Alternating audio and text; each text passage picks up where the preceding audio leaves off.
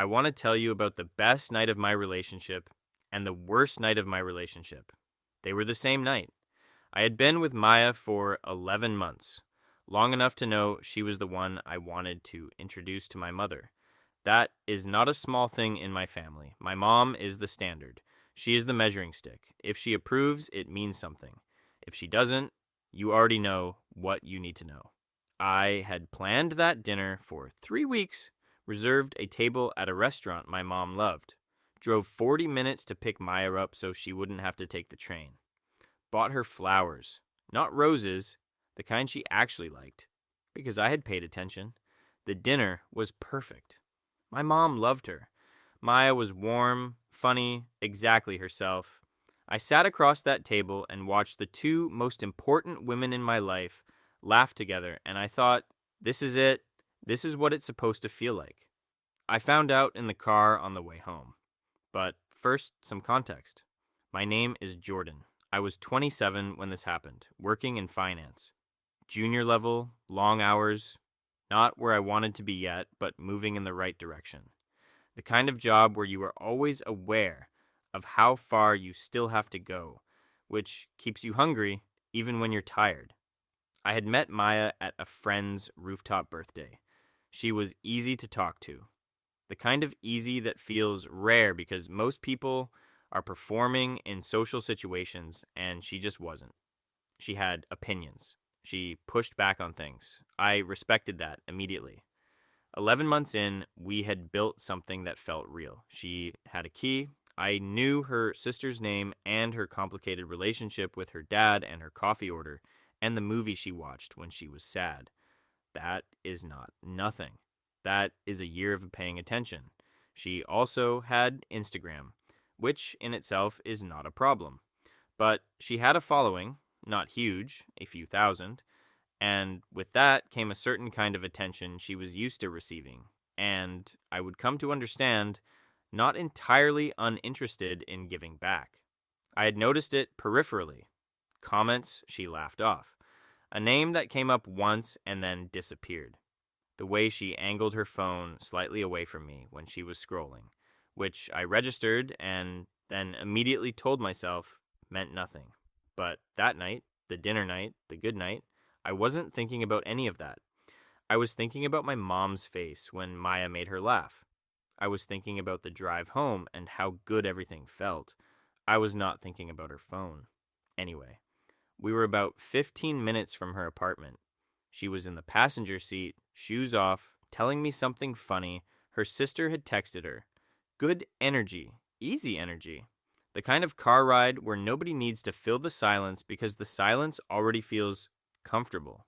She asked me to check her bag for her lip balm. Her hands were full, phone in one, purse in the other. I reached across, unzipped the front pocket, and her phone lit up in her hand at the same moment. Instagram notification. DM. A guy named Deshaun. The preview showed the first line of his message, "You looked incredible tonight." I had to say something. I want to be precise about what I felt in that exact second. It was not anger, not yet. It was something more disorienting than anger. A kind of vertigo, like the floor had shifted slightly. Because the math was immediate and it was ugly. Tonight. He said tonight, which meant he had seen her tonight, which meant he knew what she looked like tonight, which meant, while I was sitting across from my mother watching Maya laugh, this man had been somewhere in the vicinity of that same evening. I said nothing. I found the lip balm. I handed it to her. She took it without looking up, already typing a reply. I watched the road. When I pulled up outside her building, I told her I wasn't going to come up. She asked if I was okay. I said I was tired. She kissed me, grabbed her bag, said she'd had the best night. I watched her walk to her door. I waited until she was inside. And then I sat in my car in the dark and I thought about the word tonight. I went home. I did not text her. I did not sleep. In the morning, I looked up Deshaun. He was not hard to find, tagged in her comments twice over the past 3 months. Both times by accounts that knew them both. They had mutual followers. Real ones. The kind you only have if you actually know someone. He had slid into her DMs the same night I had introduced her to my mother. And based on how quickly she had been typing that reply, she had not been surprised to hear from him. I called her the next morning, not a text, a call. I wanted to hear her voice when I asked. I told her I had seen the notification in the car. I told her I knew who Deshaun was. I told her I wanted to know what was going on. There was a pause, and then she said, "He's just a friend. He was being friendly." I said, "He told you that you looked incredible tonight. He knew what you looked like last night specifically. Where was he?" She said he had been at the same area, a bar nearby. He must have seen her story. I said, "You posted a story last night?" She went quiet for a second, then said yes. Just a quick one at dinner. So while we were at dinner with my mother, the dinner I had planned for 3 weeks, the dinner I had driven 40 minutes to pick her up for, the dinner where I sat across the table thinking, this is what it is supposed to feel like. She had posted a story, and a man who was not me had seen it, found it worth commenting on immediately, slid into her DMs before the night was even over, and she had replied before I had even made it back to the highway. I did not raise my voice. I said, "I think we have a different understanding of what this relationship is." She said I was being dramatic, that I was insecure, that I couldn't control who messaged her.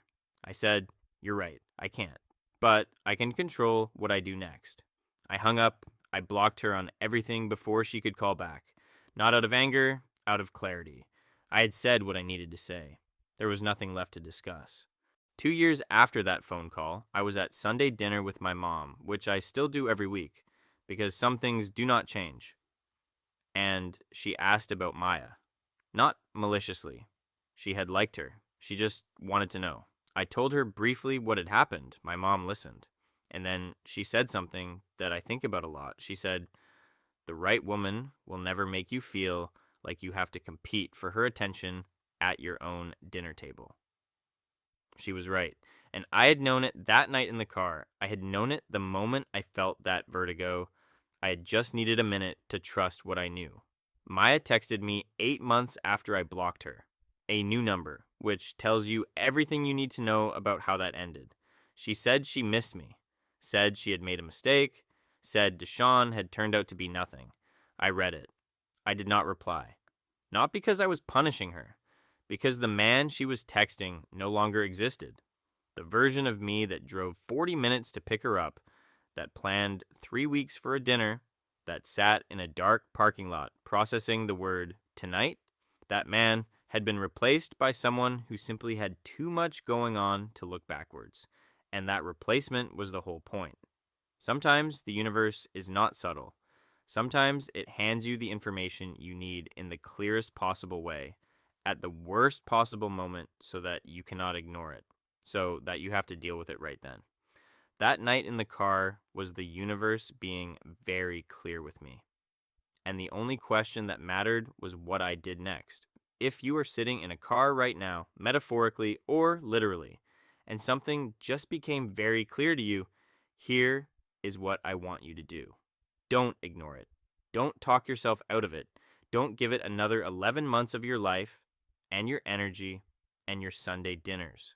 Take what you feel right now, that vertigo, that anger, that quiet devastation, and convert it before it cools, before it becomes something you just carry around.